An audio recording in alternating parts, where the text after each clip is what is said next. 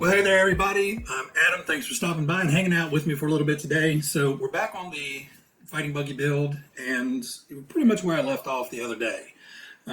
Minus, I did get the shock and reservoir all sorted out. And I'll kind of go over a little bit of that, and then I'll kick back and start wrenching on some more stuff and come back to you once we have a little bit more done than this. So the shock seems to be really, really high quality. It's a nice threaded aluminum shock body. It's got two O-rings to seal it with kind of a little plunger stop kind of compression disc at the bottom. And that seemed like it's going to seal that shock pretty well. There's actually an O-ring at the top that seals the top part. And there is no bladder in this. Obviously, it's supposed to move fluid. And, you know, I kind of thought it was a gimmick, and then I started looking at it and examining it, and I kind of understand why they did it. Because they have a single shock running both sides of the suspension. You know, when both of these things compress, it is completely emptying out that shock of fluid, basically. I mean, it's, you know, there's very little fluid reserve back in that shock. So if you had used a regular bladder type shock, it would be a much, much bigger shock to maintain enough fluid in there and keep the compression down to where, you know, it wasn't forcing the shock to stop. That, you know, this little system worked well. It's a quirky little system, and there's some tricks to getting around air bubbles. I thought for a moment it was air bubble free, and then I came back later that evening, and yep, there's air bubbles in it. So I think air bubbles are just going to be a thing. What I did is I hooked this bottle up to the line. Now, I cut the line down about 6 or 7 inches because I didn't want so much excess, but you know, you can kind of mock everything up here and lay it out to figure out what, if any, you want to cut off. I suggest leaving it a little long, better long than a little short, you know, but so what I did is I got this attached to the line to this bottle. And then I squeezed as much air out of this bottle as possible. And then I hooked this bottle to the line.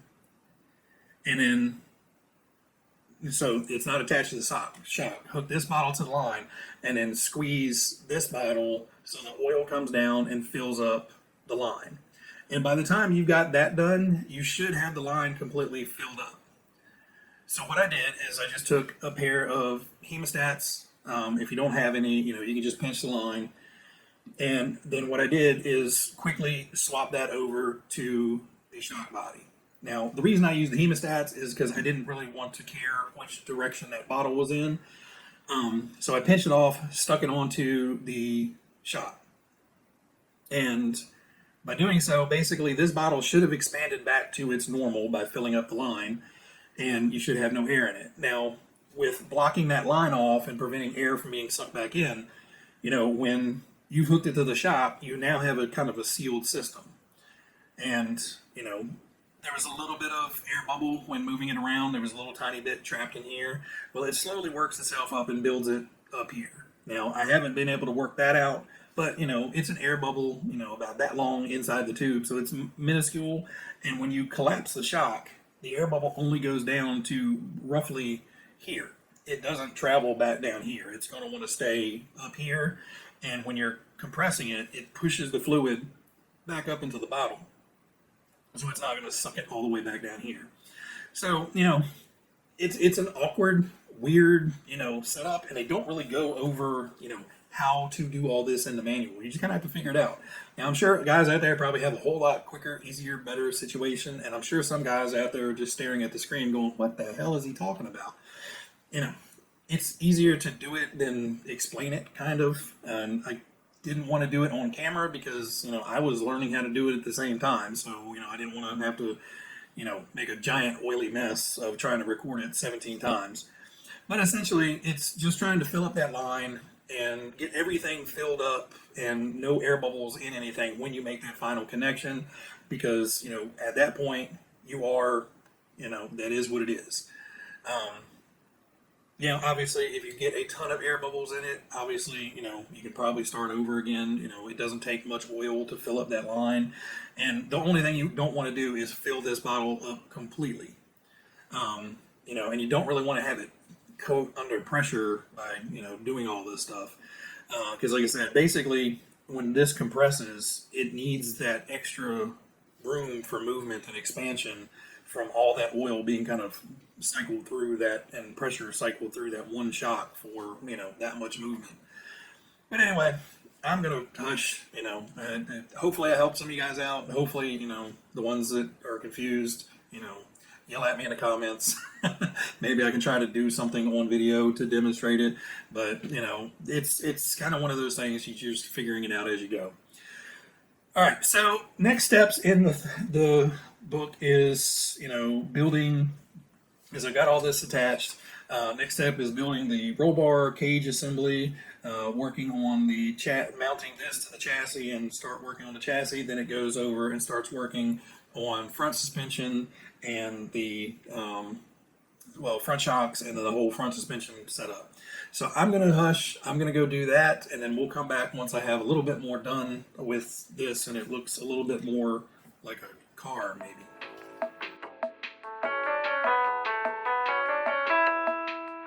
All right, guys, so we have something that looks like a car now. Not a whole lot difficult or confusing things going on. Working with the front end, there's a lot of little pieces. You've got to kind of get all lined up right and, fat fingers and, it's one of those typical scenarios where you just kind of have to have your tongue in the right position and your arms crossed and, holding three things like this. It's not hard. It's just fiddle farting around with it to get everything lined up. So no big deal. Getting the full-size battery in there is a little bit of a make it up your own way. There is no instructions on there for fitting the full-size battery pack in here. It's the little teeny life pack that Tamiya sells. I'm not buying a special battery for this car. It's going to run a 7.2 pack. So what I did is instead of using the supplied little mounts for those packs and building it up that way, we left all those mounts out. It's not going to affect anything structurally, and honestly, with that big long battery in there, it's probably going to brace it more than having the standard battery in there. So basically, what they do in the manual, and I'll put a picture here, you put the little tiny battery covers on, and then you put a few pieces of the foam tape over top of it, and this top plate just slides. You pull two pins and the top plate slides off so you can access the battery, which is kind of a pain in the ass because the speed controller and the receiver are both stuck to that plate. So when you take that off, you gotta slide it off and just kind of gently pull it out of the way so you don't rip all your wiring out and everything. So what I've done is I've kind of zip tied the wires back here so they'll stay in place, and gave myself enough room up here to maneuver it about. And I gave myself enough room here on the servo wires. I just kind of looped it around and stuck some zip ties on there just to shorten it up, but still give it enough room to move around.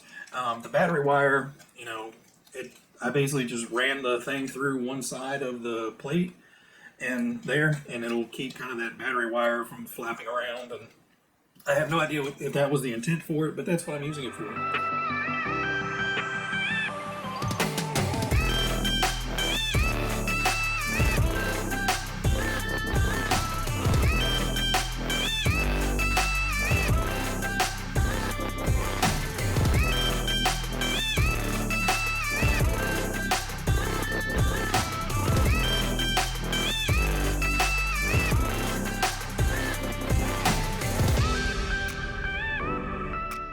So really nothing difficult. Just make sure when you're putting the body post on to, get them in the right direction, because I kind of had the plate flipped around. Quick fix. Now they do give you plastic body posts in the kit and the aluminum body posts. So you can switch out either one that you want. I went with the aluminum. I don't plan on driving this thing that hard to where I'm going to be flipping it and crashing it super hard. So I opted to leave the plastic ones off and leave the nice aluminum ones on. But other than the shock part, and like I said, there is some fiddly stuff going on up here with 9 or 10 different little bits and pieces up there trying to get everything lined up at one time. But other than that, it's a really fairly simple build. You're going to use a lot of this, so I suggest having 5 or 6 paper towels laying around because this red stuff is just yuck. Works great, but I just picked it up and got some on me. Suggest not wearing a nice shirt. You probably get some on your shirt or inadvertently wiping some on your pants, like I did. So get paper towels. The shocks on the front are super basic. I put a ton of slime on the bottom section of the shock, hoping that would try to seal it up. But it's not like a traditional modern day shock where you have 2 or 3 O-rings or gas spacers and stuff smashing together to kind of seal it up. So they may leak, they may not. Again, not going to run it so often, but they work okay. The spring system up front is workable. With the heavier battery in there, the front end does kind of sag down a little bit. But it's not bad. And the rear end will, there we go, sit flat. The tires are so grippy they don't want to move on the thing. But deck hammer dough. But we've got it to where I can bench test it and everything works and sounds good. And right now, I think that's going to be plenty fast for taking it out for its first run. If we want to, it's pull this bar off, pull 3 screws, and pop the motor out and put another motor in. But for now, I think that's going to be plenty. So one thing I did want to mention, if you don't have a nice, really adjustable radio, you can still run this car. You can set it up and run it on the cheapest of cheap radios, no problem. But having something nice with sub-trims is really, really helpful. The way this steering is set up, there's, a lot of adjustment that has to be made to get those front tires pointing straight with the servo horn kind of off-centered. They want the servo horn kicked back about 10 degrees so it has a specific range of throw with this rod. Basically, it's to make it to not push it too far forward or lay down too flat to pop the ball ends off. So setting up the servo was really easy with the Spectrum radio because basically I adjusted everything in the book and got the servo horn on close enough. Another word is they don't give you a servo horn in the kit. I don't know why. You don't get an ESC in the kit, but that is what it is. But the servo horn, you'll have to use the one that came with the servo that you bought. Thankfully, I've got about 793 of them in bags laying around for some reason. I don't know. But basically, you get it on there as close as you can, and then you'll have to mess around with it. If you have a cheaper radio, you'll have to mess with the linkages to, adjust the linkage in and out. So you'll probably have to pop linkage on, half dozen times or so to get that link just right. And they give you a short one and a long one. So depending on the size of your servo and the size of your servo horn, you may actually have to switch out to the shorter linkage to get everything lined up perfectly. So if you are on a cheaper radio, like I said, you can run this no problem. It's just going to be a little bit more manual setup to getting the steering, tracking straight and with the correct amount of throw. Like I said, with this, it was super easy. I got it in the ballpark and then zeroed it in with the sub trim to back it off.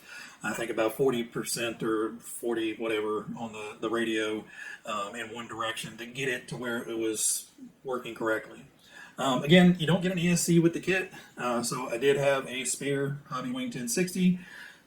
Normally the switch mounts here in the chassis part, and you would reach it from underneath to turn it on and off. Right now I have it mounted to the side of the ESC, and if I can't reach it when the body's on, then just have to pull the body off because you got to pull the body off anyway to get the battery out. So no big deal, it works.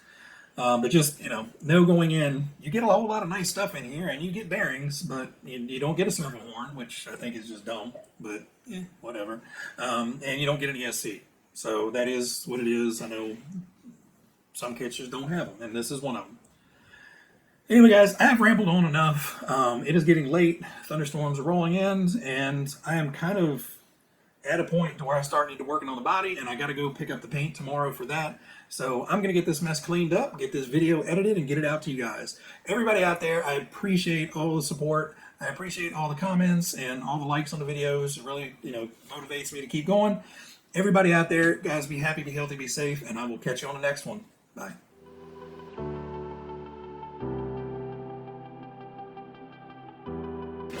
You hate it when you're in the middle of something and the camera stops recording on you?